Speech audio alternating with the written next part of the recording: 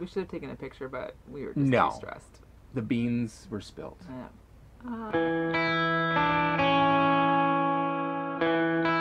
Hey, Hey guys, I'm Lisa. and I'm Kent, and we're living light RV. We are grabbing life by the tail. Hey, we're filming tonight from Bessie because this is the story of our 6 months in review. We've got some Woohoo! We made good it, data 6 for you, months! and we did make it. And you know what? It's been a whirlwind. It's been crazy. It's been awesome.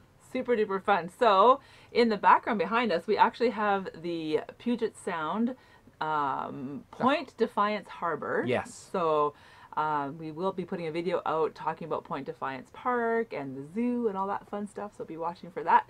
But for right now, we want to talk to you about 6 months as RV nomads. Dun, dun, dun, dun. So now that we are veterans to this RV nomad full-time living in an RV, we want to share with you what it's been like and what we've had to endure and the exciting things that happened.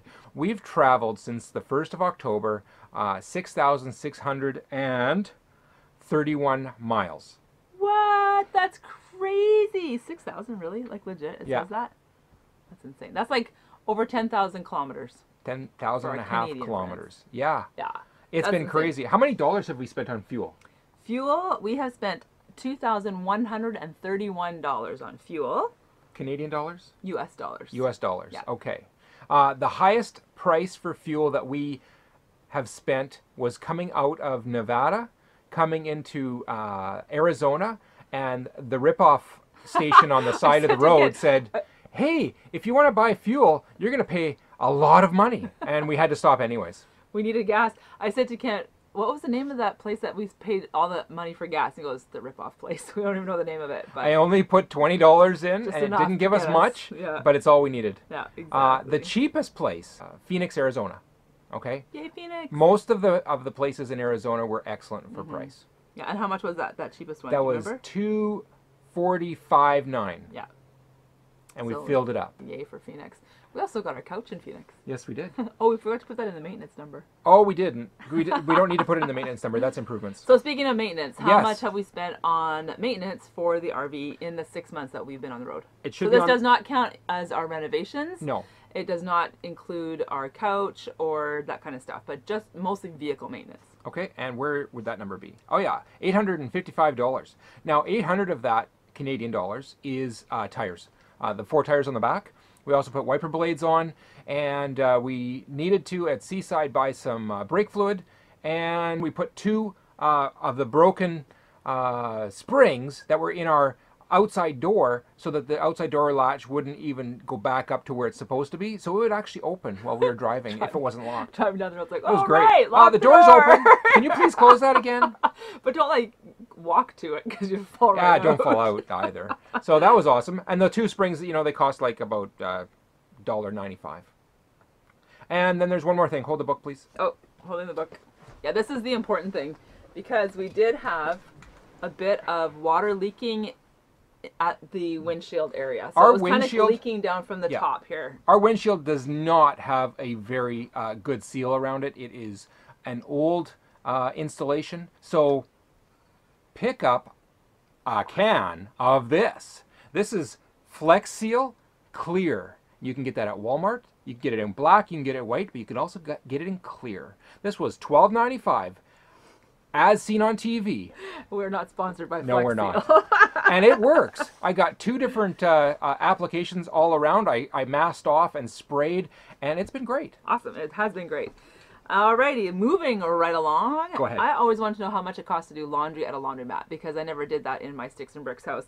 It's working out to about $8 a week. So Yeah. that's kind of what we budget for. That's what we plan for. That's how often we do laundry, about once a week. So $8 a week, you do the math. Camping expenses. Yeah, camping expenses. We decided to keep the camping expenses as low as possible. However, I have to say, when we calculated it a few minutes ago, I'm like, ooh, that's more than what I had hoped we would spend on camping. How come? I just thought we would spend less. Well, where was the big purchase? The big purchase was in Anaheim. Yes. Of course, we went to Disneyland with our daughter and my mom and dad, and that was the highest price of For our camping, 1 week, for sure. Probably $375. $375 for that 1 week. So, Ouch. but including that, as well as Including. everything else that we've spent for camping, has been $1,098. So just less than $1,100. And like I said, that's a bit more. One reason that's actually not any higher than it is. Yes. Because we can boondock and because we got a Thousand Trails membership right at the beginning. And that's been totally, totally worth it. We love our Yes. Thousand Trails membership. So yes. So what does the Definitely do Thousand that. Trails membership gave us the ability to spend less than $4 a night hooked up. Yeah, and we have full hookups. Some of them have hot tubs. So really, when you look at $1,100, that's a lot less than paying rent. I mean, that's like 1 month's rent That's right. when we were living in Calgary. So Less than $4 yeah, a night. we're not complaining. For the Thousand Trails anyways. Good point. Okay. Point taken. So talking about groceries, Oh, yes, groceries. just wanted to say that we do buy a lot of our groceries at Walmart because it's convenient to stop, stay for a long time, get some work done. Yeah. But we found 3 places that were even better, or Now- at least got us some options. If you are American, you probably already have heard of these places, but if you are a Canadian and you're planning on traveling in the States, we want to give you a heads up to our favorite grocery stores that, Yes. and the reason they're our favorite is because they're cheap groceries, but decent quality still. So Yeah. still good produce and still good products that you can still purchase. Or special for Lisa, Especially gluten-free stuff. having yes. gluten-free. So the number one is Aldi. Aldi. Aldi That's right. Groceries is the best place to buy All the groceries that you want to buy. But you can't get them everywhere. They're No. only in certain states. I've heard they're coming into Arizona now, so there should be in Arizona also. Yeah. Aldi's is great. Yeah. And how do you find out about these grocery store local deals? Talk to somebody at a hot tub. Yeah, that's right. While Hot you're tub at- people. While- Awesome. While you're at an RV resort and you're Say, in a, hey, where do you buy your better? groceries? Where do you get your groceries? So, anyways, that's one. Aldi. Number 2, There's one called Natural Grocers. Yes. We found some really cool gluten-free things there. And then Grocery Outlet. Grocery Outlet is the other one. That's more of a bulk store. You won't find very much selection there, but you'll find some cool treasures. So that's a good place to go. All right, moving along. All right, so because this is our 6-month review, it's not just all about budget and numbers and stats and all that kind of stuff. We want to talk to you a little bit about lessons that we've learned along the way. Yes, we've grown a little bit too. Yeah. When we started, we didn't know anything about RVing, like zip-o about Nothing. RVing. So now we're expert RVers. That's right. Now we know. We have so much to learn still, I'm sure. So here's the deal.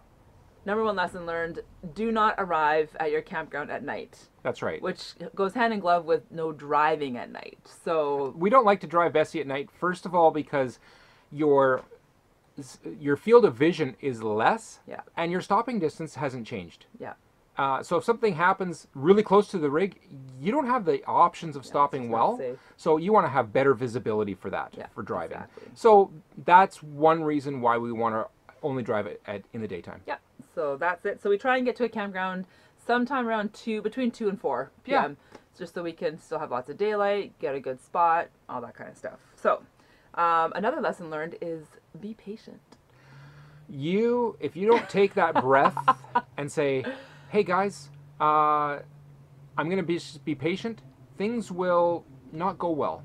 Yeah, we were You talking. can't be in a hurry. We were talking earlier about just our life. The most basic things like making the bed or kind of trying to find which item of clothing you're going to wear for the day. It all takes longer in a tiny home like this. So Putting your groceries away. yeah, putting groceries in because you have to pull one thing out to put the next thing in or whatever. So if you are a totally impatient person, I would say maybe don't be an RV nomad. That's right. Unless you're willing to really work on that character trait of yours and become a more patient person. So we have had to learn patience. And That's it's been right. good. And when we have been patient, we've been rewarded by having very few things break. Be patient. Yes. And another one, planning ahead and being flexible. Yes, today we changed our plans. Several times. Yeah. One reason why is because family. So we Yeah. found that we could change our plans a little bit to advance our plans by 2 days, That's right. and we could hang out with Lisa's sister Yay! for an extra couple of days. Yeah. So we have plans. We have reservations for lots of the places that we're going to stay at.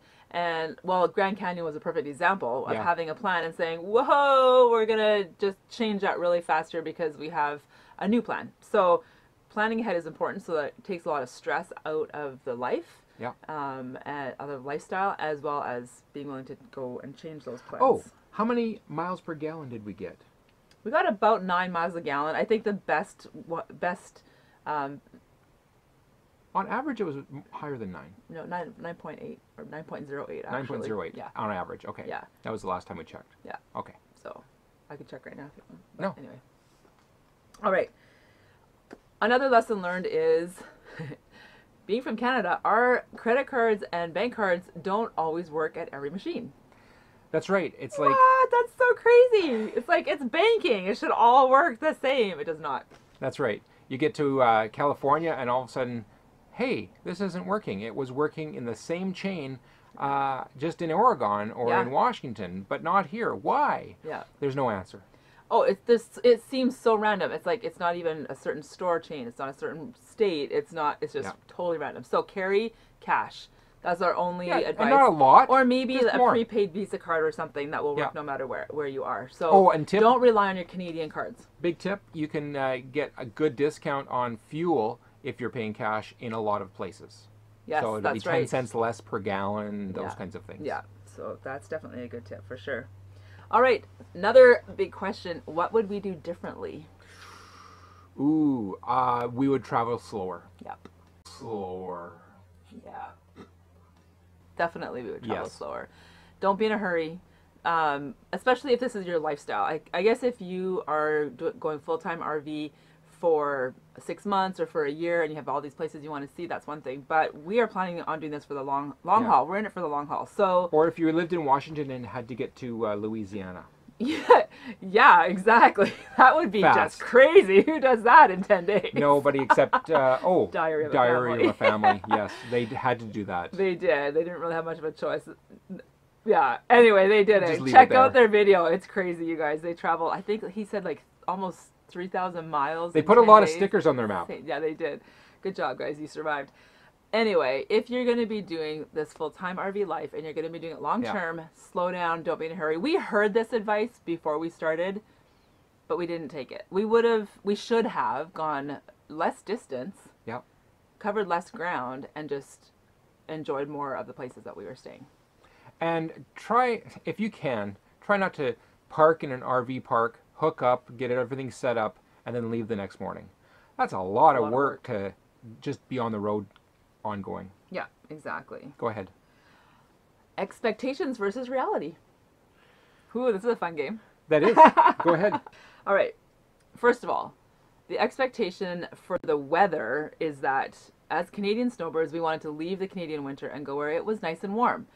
We think California is warm. We think Arizona is warm. It was not warm. People, it was cold. We wore toques. We wore mittens and gloves and parkas and long johns. Almost 70 degrees some of the time, like a couple of the days. There were some days of shorts and tank tops.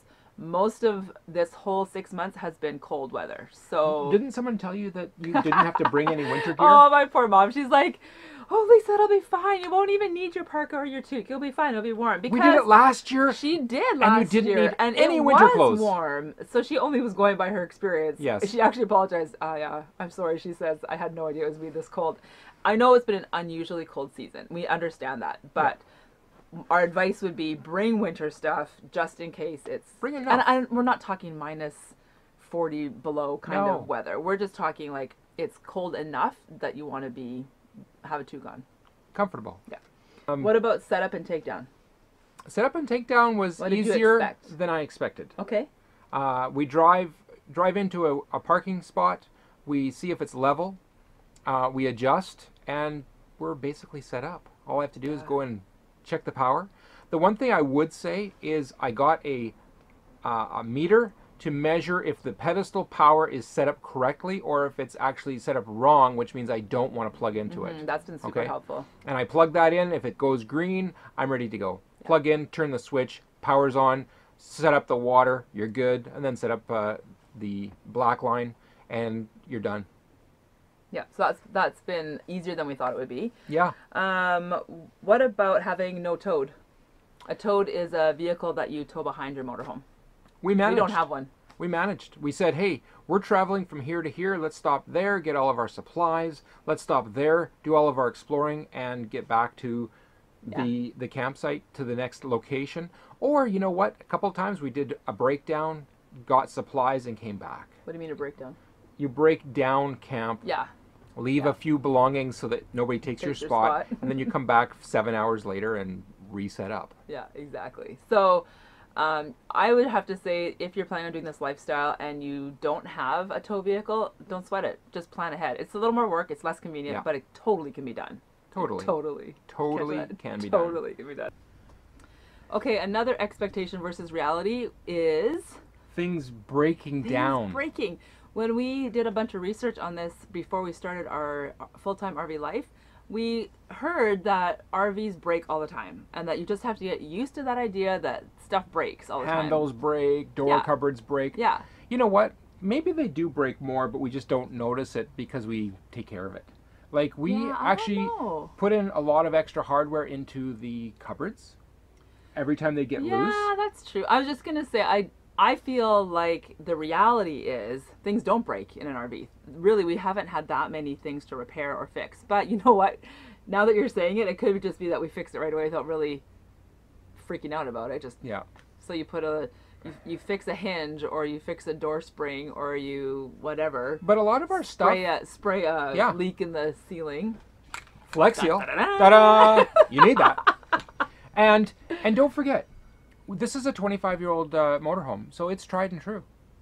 If something was going to break, it probably already has. That's true.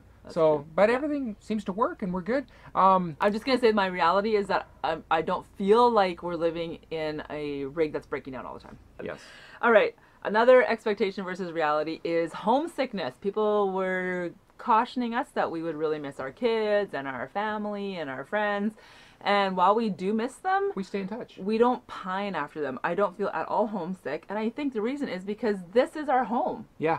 We're not traveling outside of our home comfort zone. We're bringing our home comfort zone with us. Yeah. So that has really cut down on what we might feel as homesick.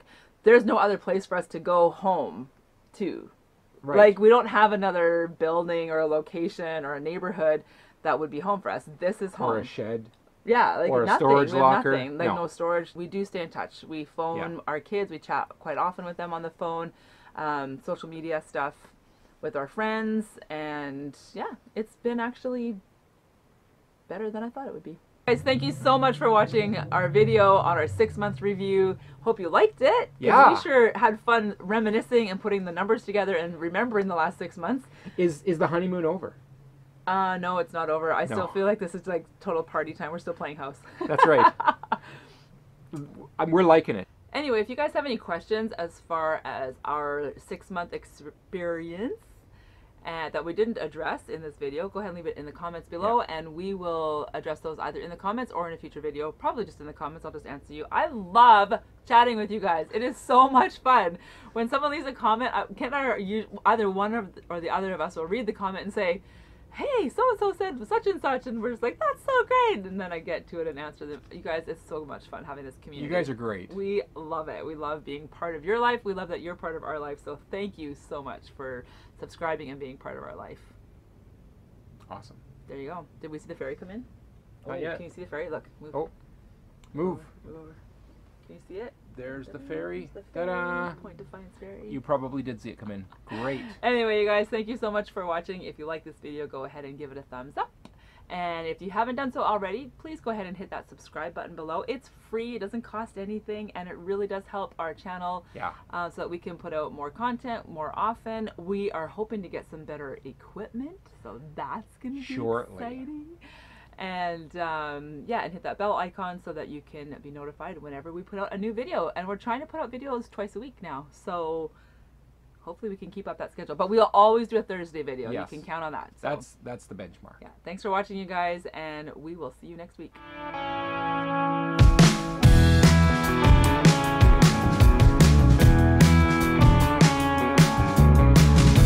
So I got a story for you. Story time? Yeah. A tale? A tale. What's your tail, kid? Here's the tail. Okay. We were driving up to Las Vegas, and we came around the corner, and our desk. I think you should save this for the epic fail video. Hit the floor. Our coffee maker got Guys. dragged with it. Our grinder with beans in it got dragged with it. There was water, beans. The Berkey water filter lid came off, and there was water splashed out of that. It didn't fall on the ground, thankfully. The Berkey didn't fall, but it splashed. Oh my It was goodness. a total fail. There was coffee and water and stuff all over the floor. Oh yeah, coffee beans all over the floor. Yeah. It was great. I'm pretty sure there's probably still some down there. Stopped at the side of the road. Guess It's what? insane. Lisa looked at me and went, Let's clean it up. I guess we had a problem, and I guess it's time to clean up. Let's keep driving. It's all good. We didn't freak out because, No. and same when Bessie fell in a hole. We didn't freak out. If you Because freak out, what are you guess going to what? do? It's not going to solve anything to freak out. Yeah. You just have to be patient and have grace for each other in those negative situations. I totally could have said you can't. It's all your fault. You went too fast around that corner. You could have wrecked my computer, blah, blah. Why would I say that? I could have just as easily been the one driving and went that fast around the corner. I don't drive fast around the corner. Anyway, no, really, it's just the way it is. It's just life. And so you just, things happen, you pick them up and move on. And I anchored the desk. The desk is now anchored to the floor. It is. We Come we on. can take those right turns as Whoa, fast as we like a want. Ferrari. Like a Ferrari. Luigi, a real life Ferrari. Oh man, you Punch guys, me in the face. so many tails. We should have taken a picture, but we were just No. too stressed. The beans were spilled. I spilled the beans.